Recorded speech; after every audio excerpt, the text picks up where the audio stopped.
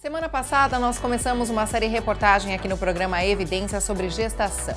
Nessa primeira reportagem, falamos sobre mitos e verdades, mas o assunto é amplo, é extenso. Nós continuaremos falando sobre o que pode e o que não pode, o que é fato, o que é lenda, o que é permitido e o que não é permitido.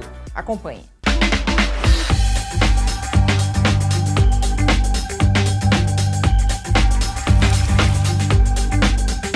Oferecimento Interblue, Rua 7 de Setembro, 1535. Fone 3231-2700.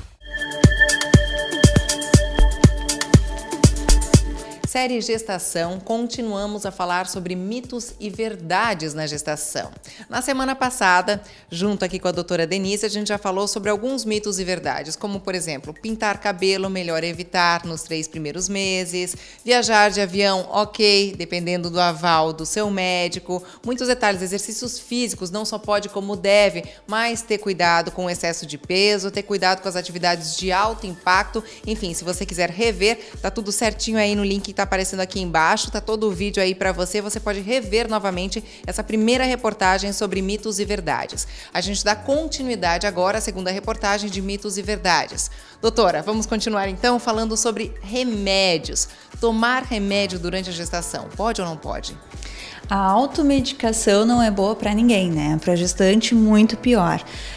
O que acontece? Assim, durante o pré-natal, na primeira consulta de pré-natal, a gestante ela vai receber uma lista de medicações para tratar aqueles desconfortos próprios da gestação. O enjoo, a cólica, a dor de cabeça que pode acontecer. Então, quais são os medicamentos que ela pode usar para tratar esses desconfortos?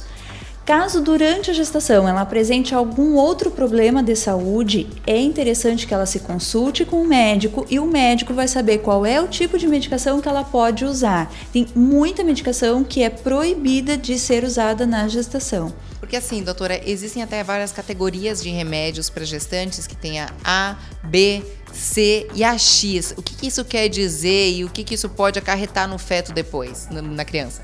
As categorias, elas indicam qual é a segurança de uso da medicação. Por exemplo, medicamentos do grupo A, eles não trazem nenhuma consequência na gravidez, então eles podem ser usados tranquilamente. Medicamentos que trazem comprovadamente malformação, que a gente chama de teratogênicos, medicamentos que vão provocar malformação para o bebê, esses são proibidos de ser usados na gestação. A paciente, ela não tem obrigação de saber qual é o remédio que pode, qual é o que não pode. Então, por isso que não deve se automedicar. É importante passar por um médico porque ele vai saber qual remédio pode ser usado, qual não pode ser usado. Consumo excessivo de álcool, e alguns estudos apontam que mais de 6 ou mais doses de álcool por dia provocam ou podem provocar a síndrome alcoólica fetal. A síndrome alcoólica fetal, ela traz malformações para o bebê, principalmente malformação cardíaca e de face e transtornos comportamentais e neurológicos. Então, o consumo de álcool na gestação, como a gente não sabe qual é a dose segura, o ideal é que não seja usado álcool na gestação. O refrigerante ele tem cafeína e aí cai naquilo que a gente tinha falado no primeiro programa. O consumo excessivo de cafeína pode estar relacionado com baixo peso do bebê ao nascer. Então, o ideal é que o consumo seja moderado de refrigerante. O cigarro ele é proibido na gestação. Então, mulheres que fumam, o ideal é que suspendam completamente o hábito de fumar. Mais ideal ainda se ela parar de fumar antes de engravidar. A gente sabe que os efeitos do tabagismo eles são de longo prazo. Então, mesmo que tu pares de fumar agora, tu vais levar um bom tempo para conseguir desintoxicar o teu organismo disso. Então, antes de engravidar, já suspendeu o hábito de fumar. A gestante que fuma, que continua fumando, que só reduz, pode acontecer alguma coisa com a criança? Pode. Não de malformação, mas de complicações da gravidez. São pacientes que tem problemas na placenta, a placenta dela vai ser toda alterada, é um neném que vai ter um peso menor do que deveria ter, provavelmente, aumenta o risco de pré-eclâmpsia, por exemplo, que são doenças graves da gestação. Então, assim, o cigarro traz consequências para a gravidez bem importantes. A Anvisa, ela proíbe o uso de 3 substâncias principalmente: cânfora, ureia e chumbo. Então, todos os cremes que tenham esses componentes, eles estão proibidos na gravidez, pela Anvisa. E aí a gente acrescenta mais um componente que é muito comum de ser usado por mulheres, principalmente em cremes anti-idade, que é o ácido retinóico. O ácido retinóico, ele é um possível teratogênico, ele provavelmente cause malformação do feto porque ele altera a questão do ácido fólico na gestação, que previne contra as malformações do sistema nervoso central. Então, todo creme anti-idade que possua ácido retinóico deve ser suspenso o uso na gestação. A gente tem alguns cosméticos próprios para a gestante que são isentos dessas substâncias e que vão auxiliar assim na prevenção de estrias da gravidez, na hidratação da pele. Então, o mais adequado é usar produtos próprios para a gestante. A grávida, ela vai estar mais cansada, né?